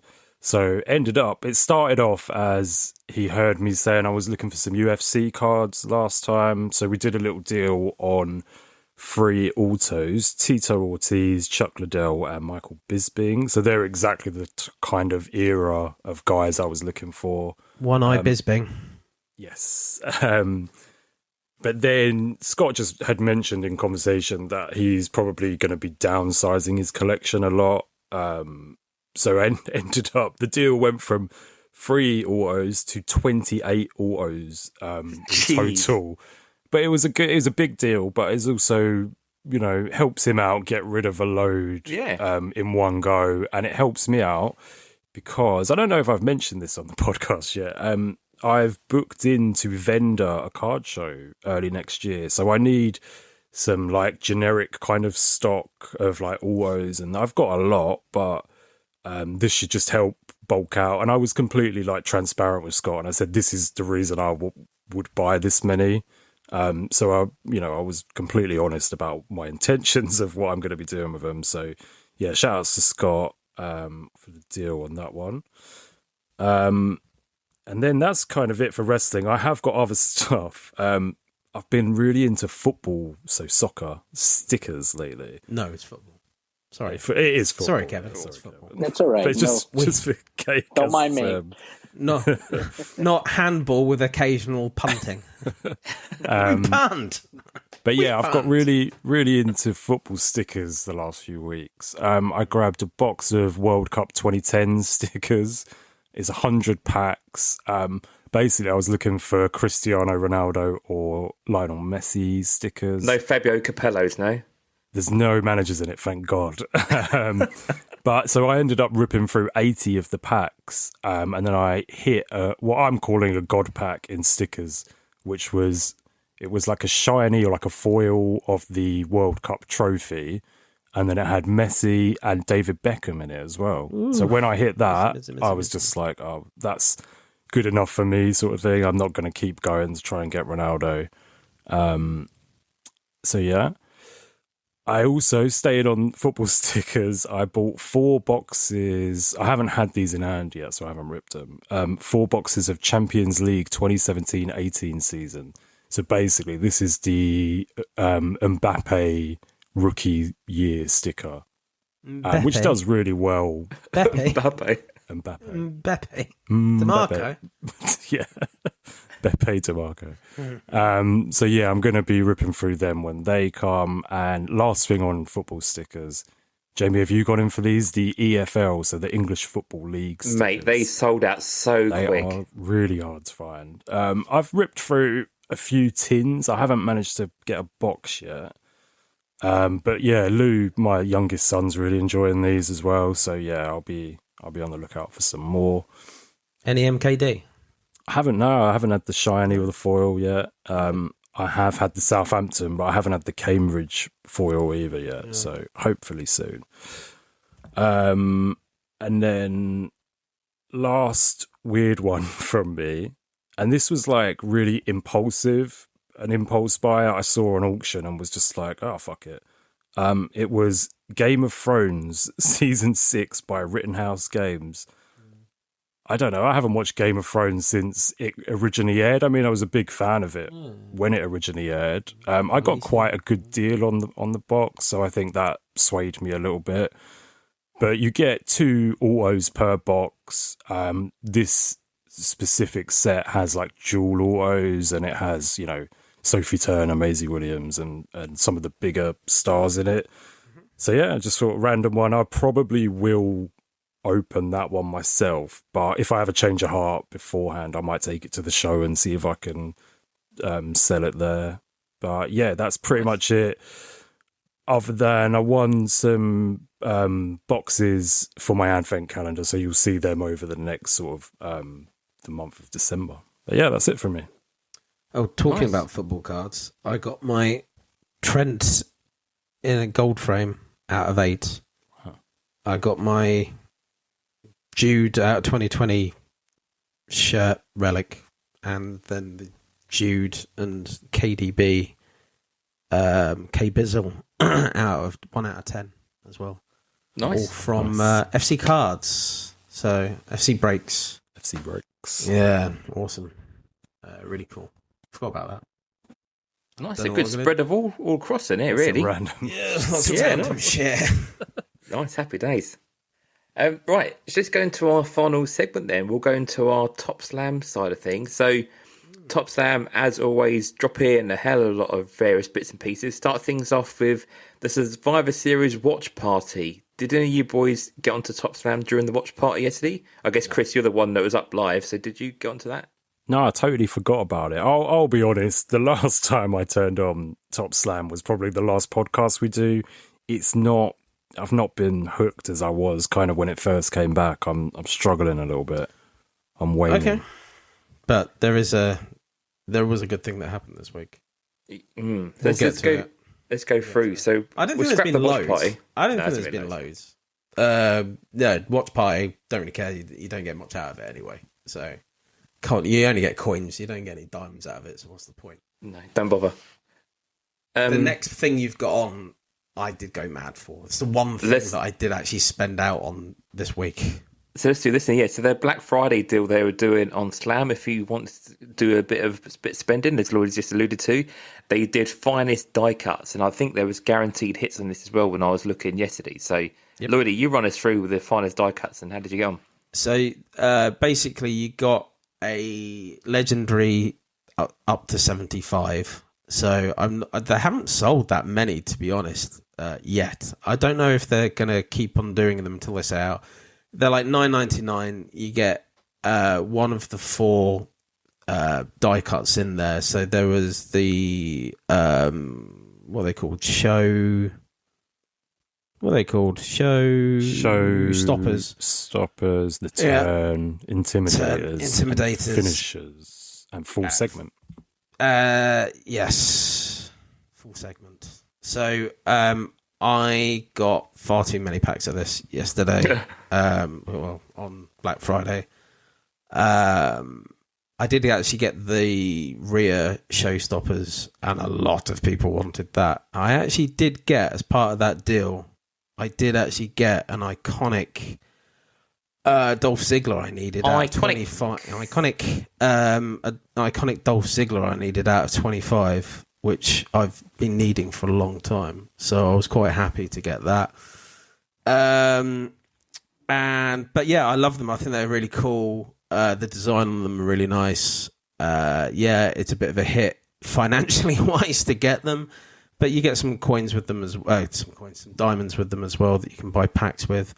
I did, outside of the rear, I got a Austin Theory finishers global count 16cc. Never know, Jamie, could be the next big thing.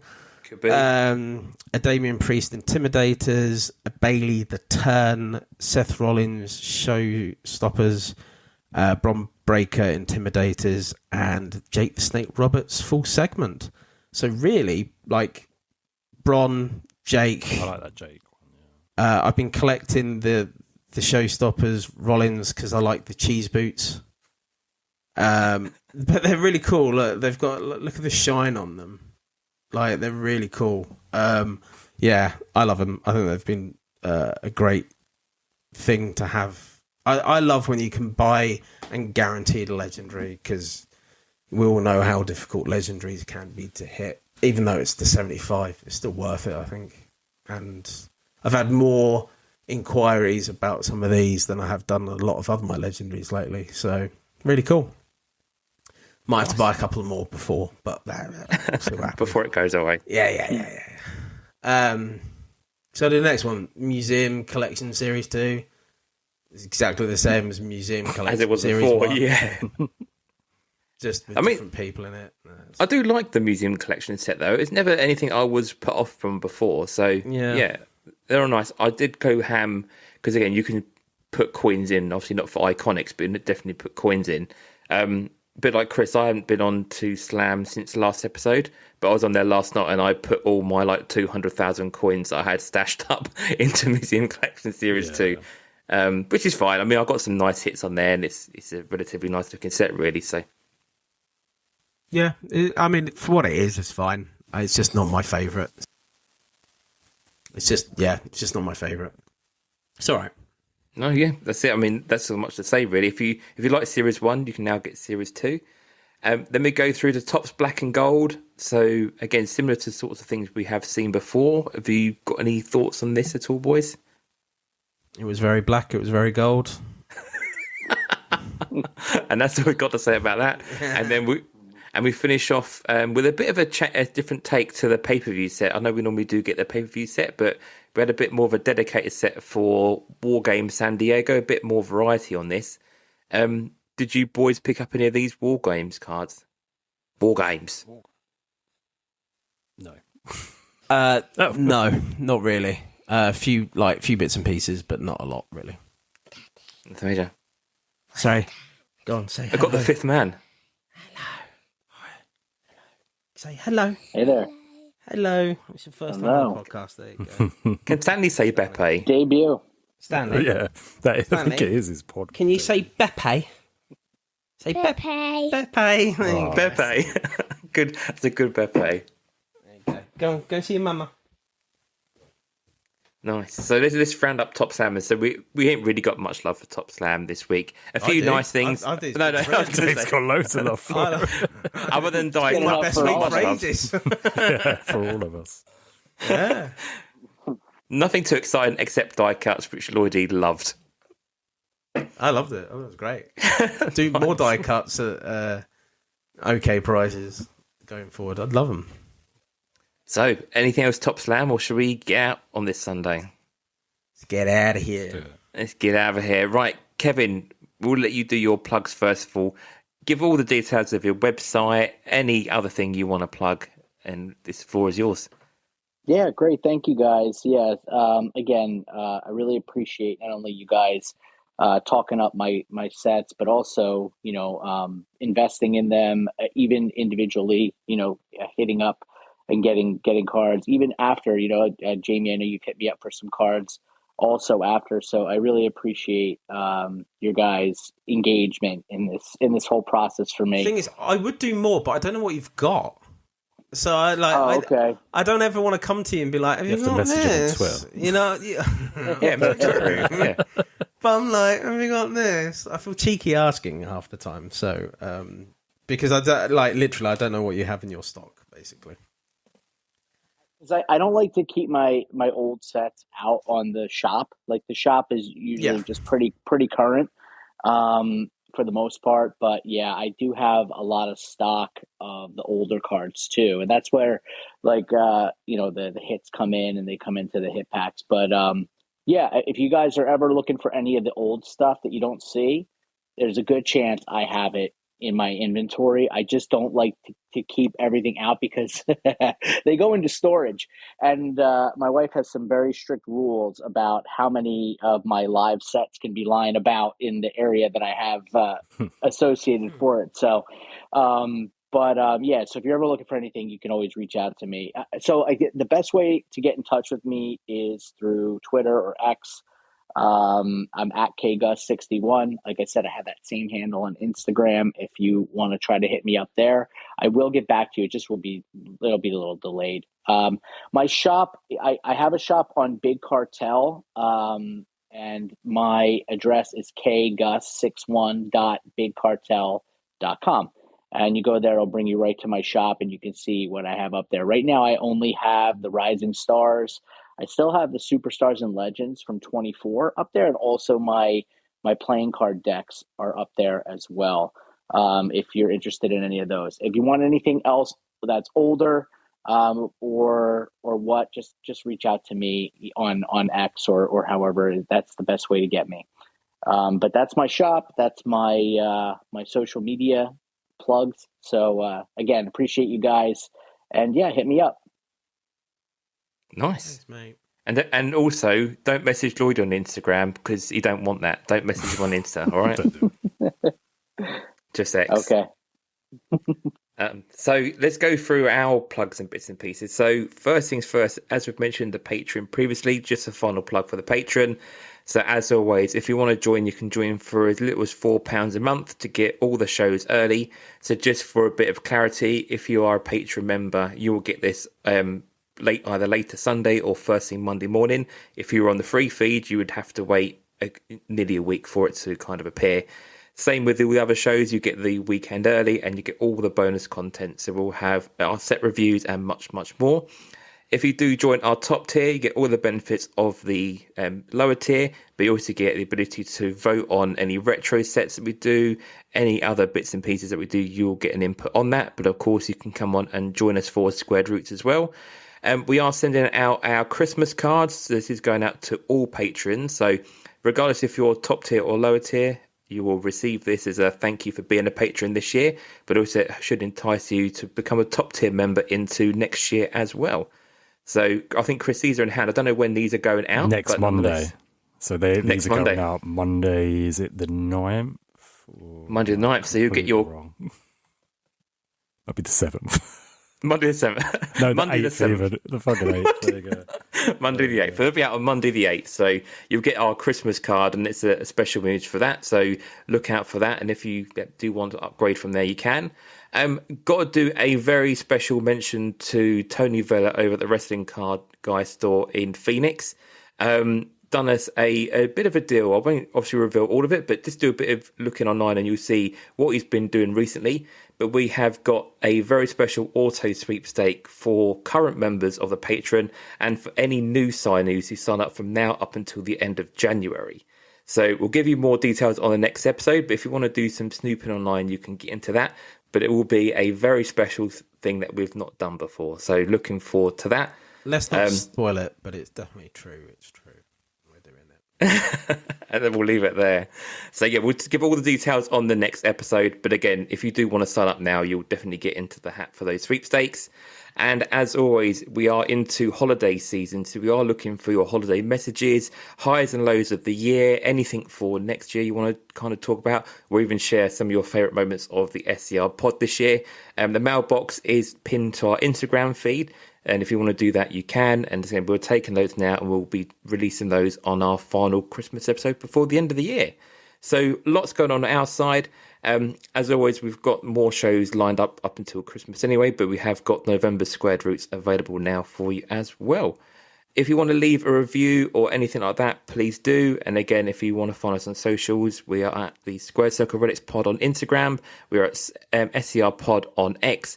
And you can also join on the Patreon Facebook group as well if you want to find us on Facebook. Chris, Lloydie, any other plugs for you boys before we send ourselves off for the day? Yeah, I've got a few.